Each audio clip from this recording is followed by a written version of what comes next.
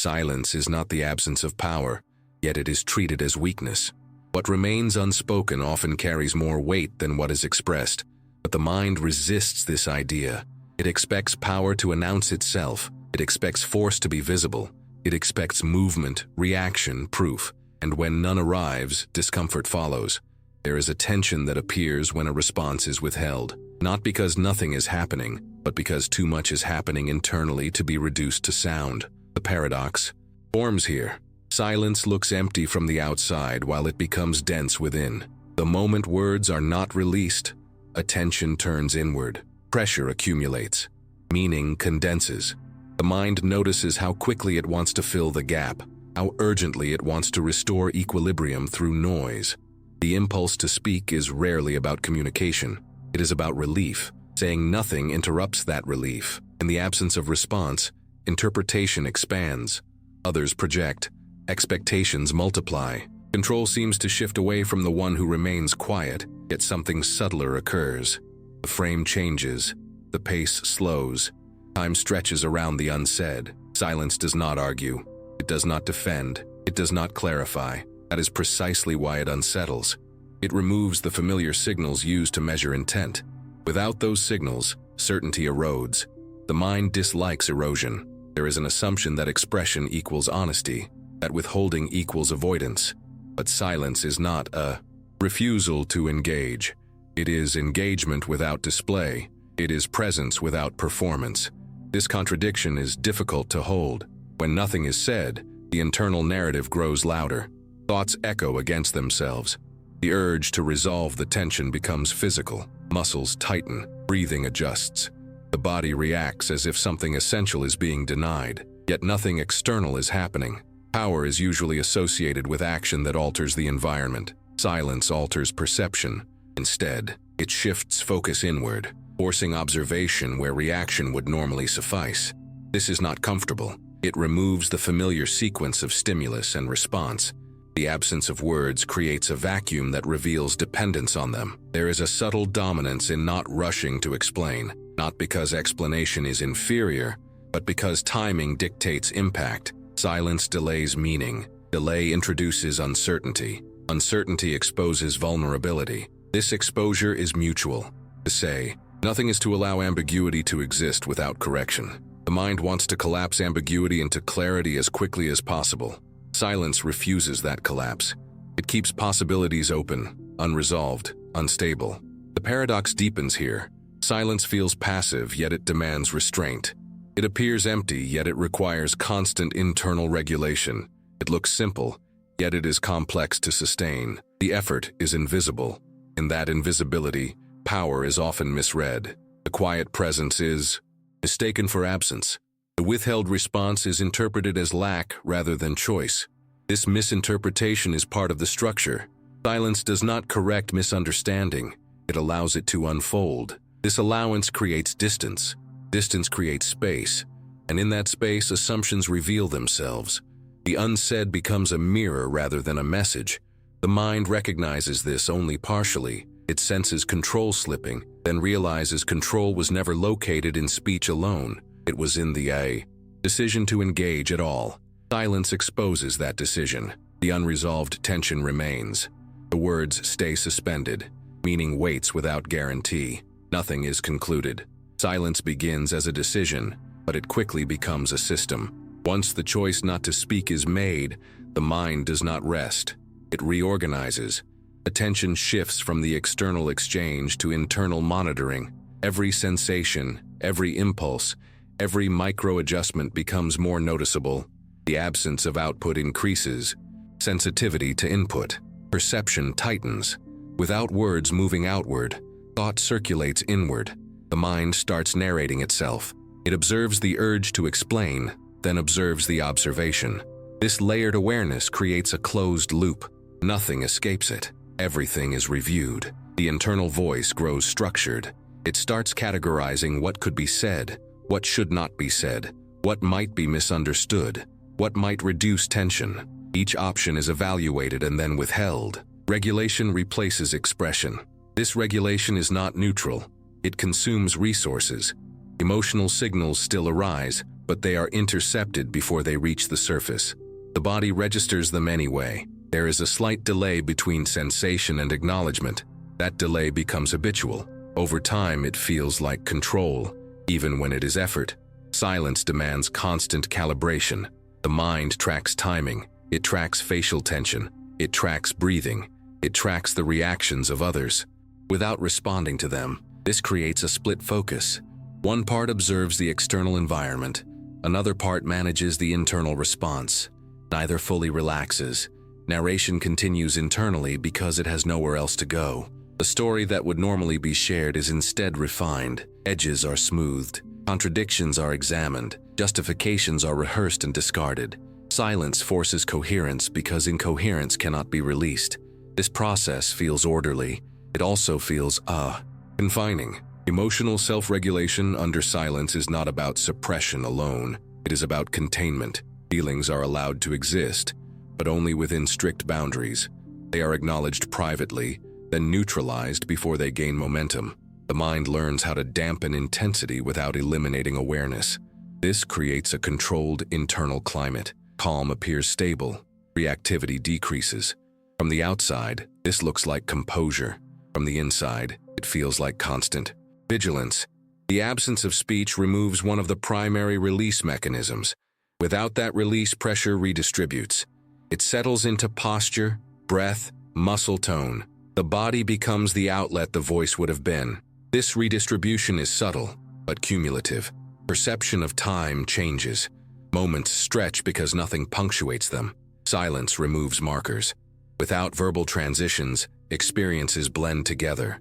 The present feels dense, unbroken. The mind adapts by sharpening. Analysis. It scans for cues, patterns, inconsistencies. It attempts to predict outcomes without contributing to them. Observation replaces participation. This distance feels protective. Narration becomes internal law. Because nothing is externalized, nothing is corrected. Thoughts echo, assumptions reinforce themselves.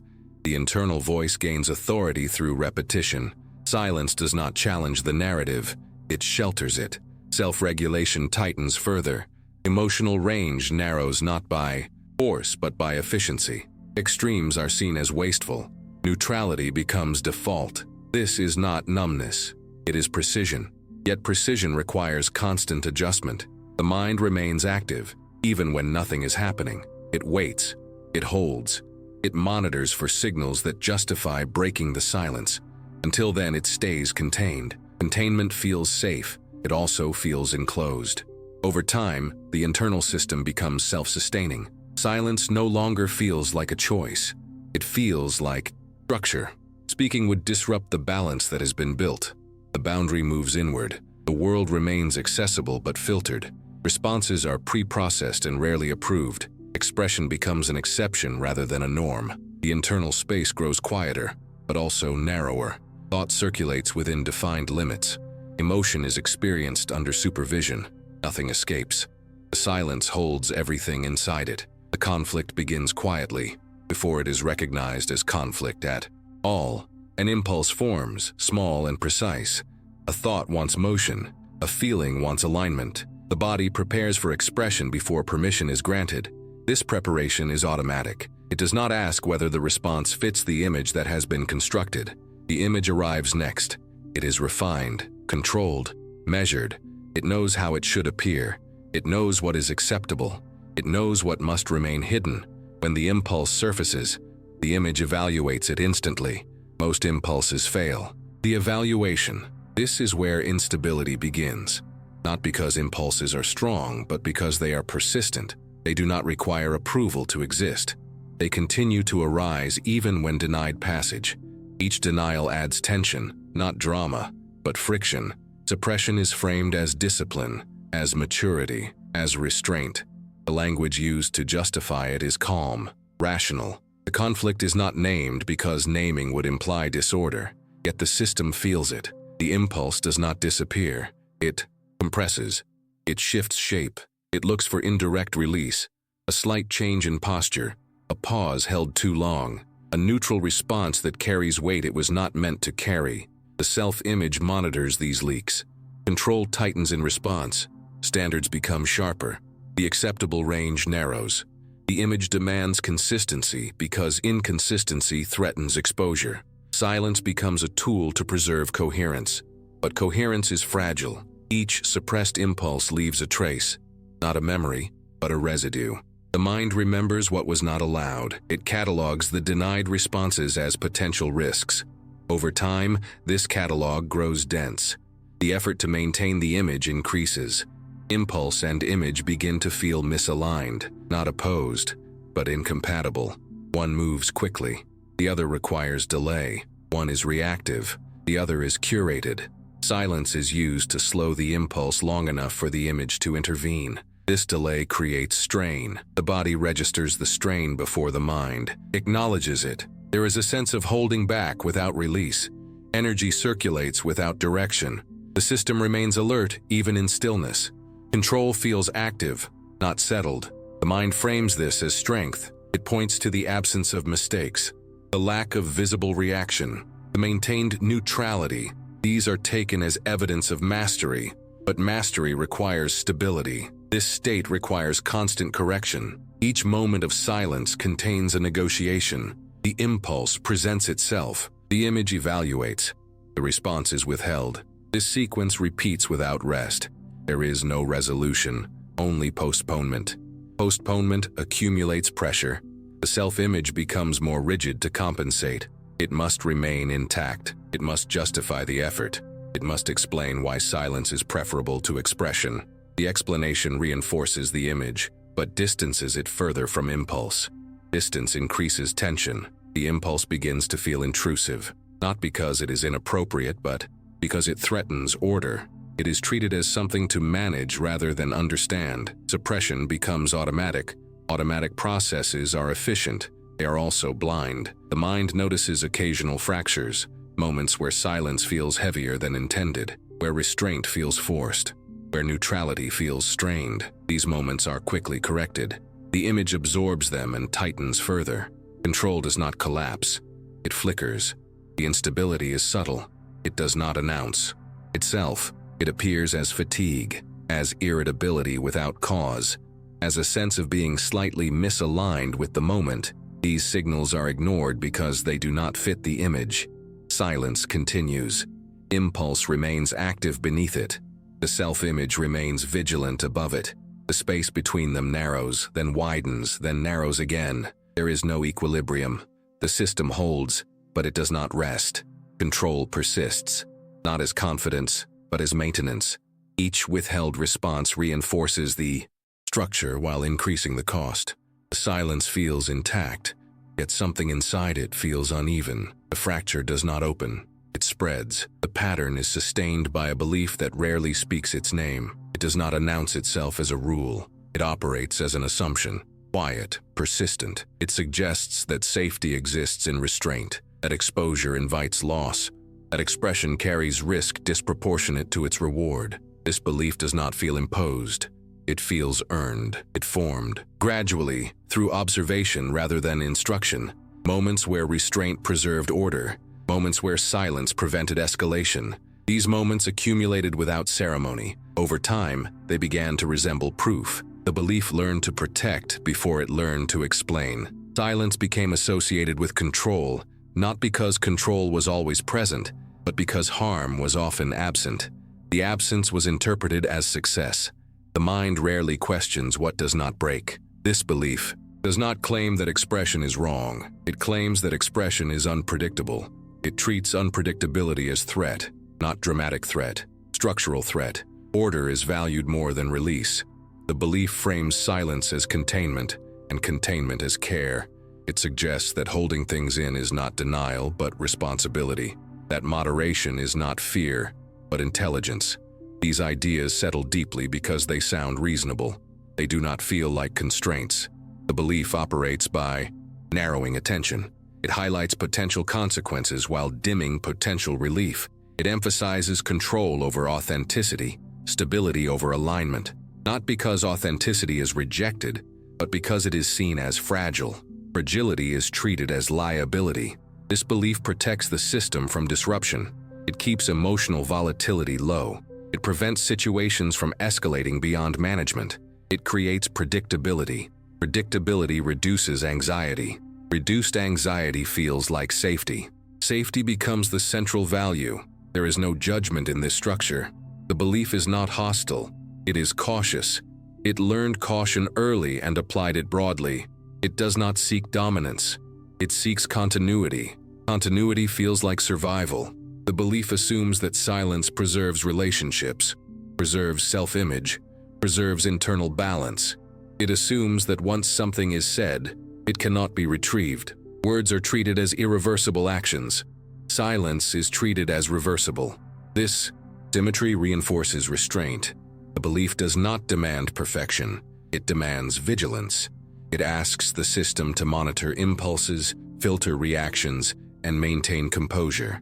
These demands are framed as reasonable, even necessary. They rarely feel excessive in isolation. Over time, the belief becomes invisible. It is no longer experienced as a belief, but as common sense.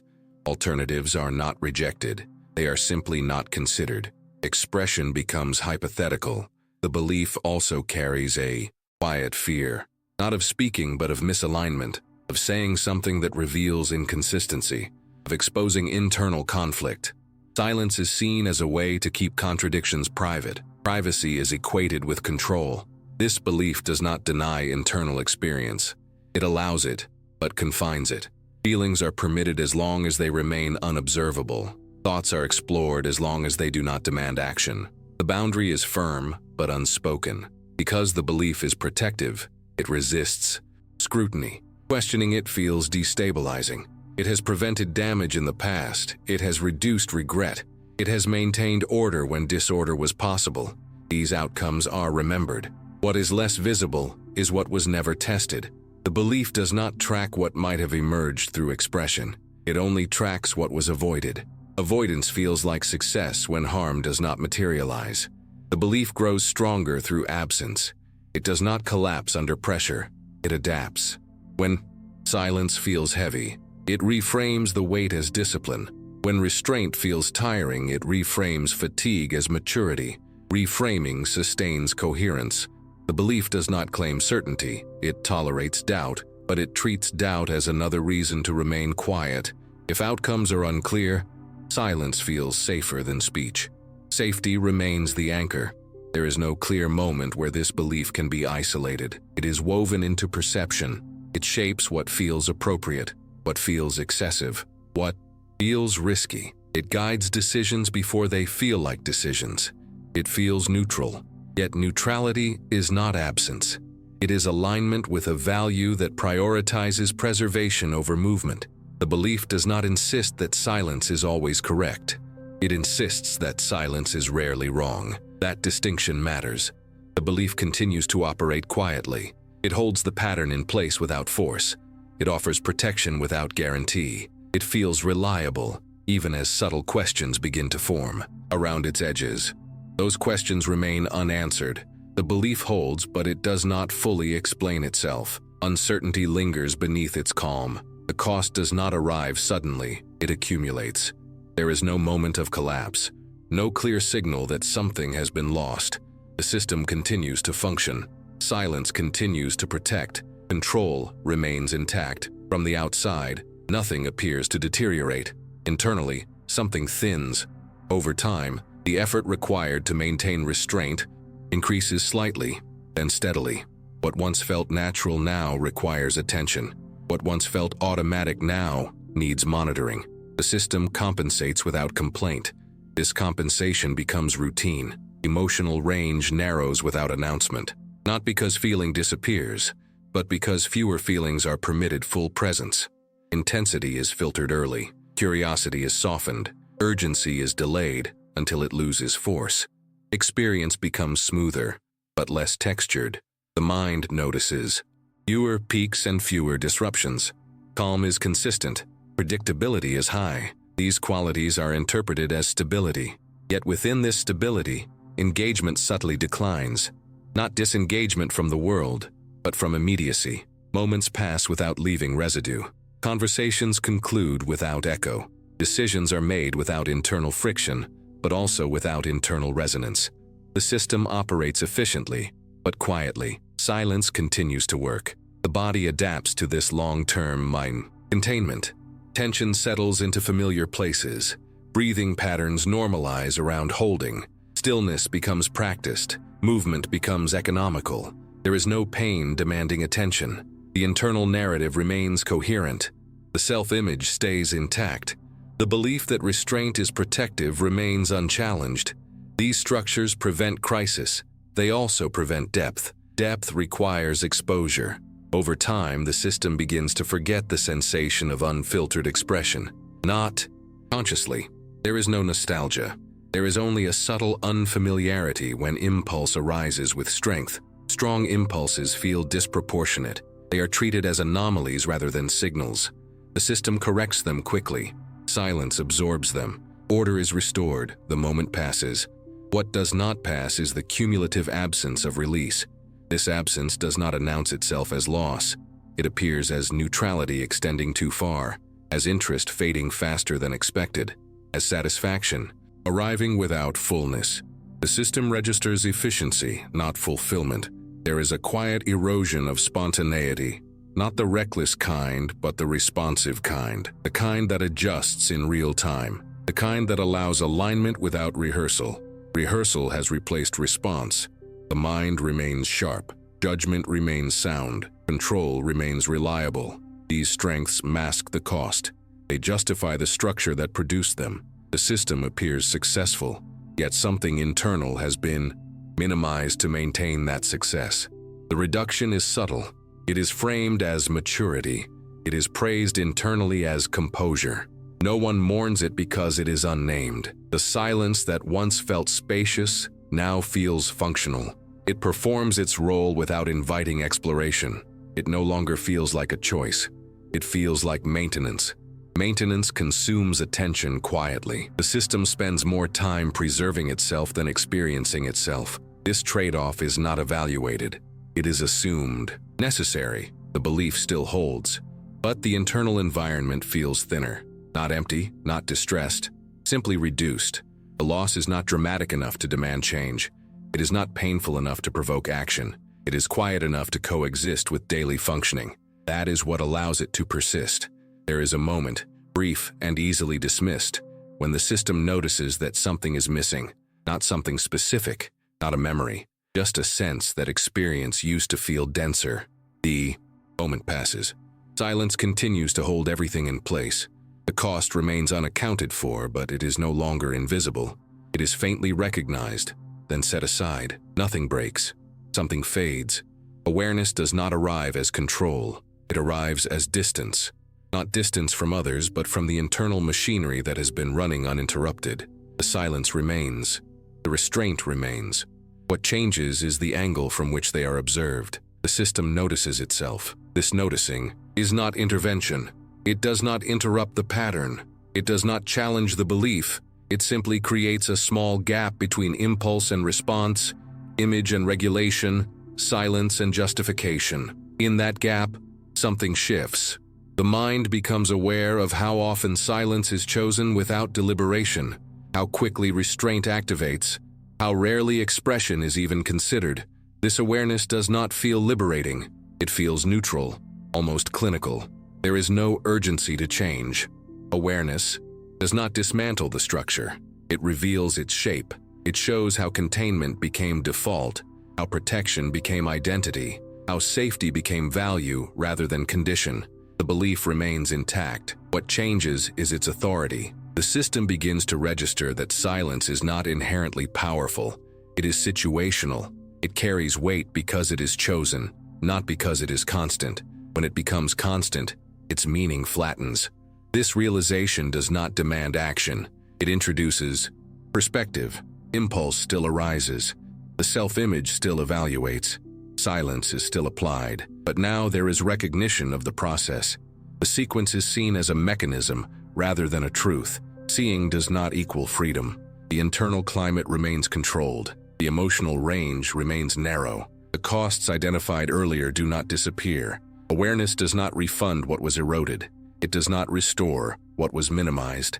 It simply names the pattern internally. Naming is quiet. There is a subtle shift in how effort is perceived. The constant regulation becomes visible as effort rather than virtue, not condemned, not celebrated, just recognized. Recognition alters relationship, not behavior. The system no longer needs to justify silence as inherently superior. It can hold the idea that silence has function, without pretending it has no cost.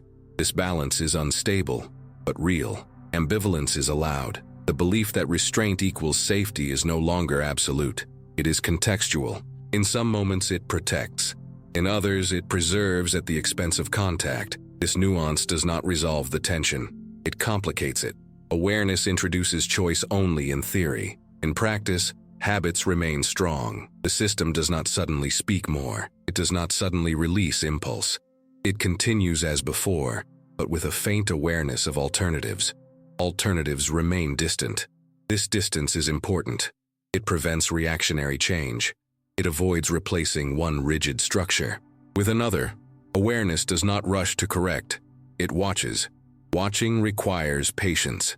There is a subtle philosophical movement here, not toward expression, but toward honesty about internal cost, not toward noise, but toward discernment. The question is no longer whether to speak or remain silent. The question becomes quieter.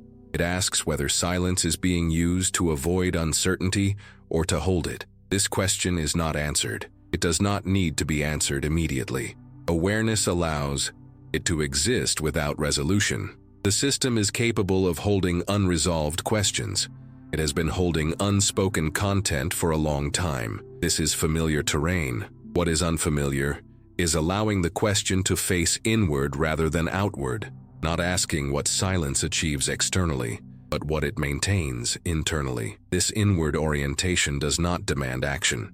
It invites reflection. The invitation is subtle, almost incidental. One might notice occasionally the precise moment silence is chosen, not to interrupt it but to witness it, to observe the belief activating, to see the protection engaging. This noticing is enough. Awareness does not promise balance. It does not guarantee alignment. It does not resolve the paradox established at the beginning. Silence can still be powerful. It can still be protective. It can still be costly. All of these can coexist. The system remains intact. Control remains possible. Silence remains available. What changes is the illusion that any of these are neutral. They are contextual. They are chosen. Even when the choice feels automatic, the ending is not clarity. It is openness. The silence remains. The distance remains. The question stays unanswered. And the system continues, now slightly aware of itself continuing.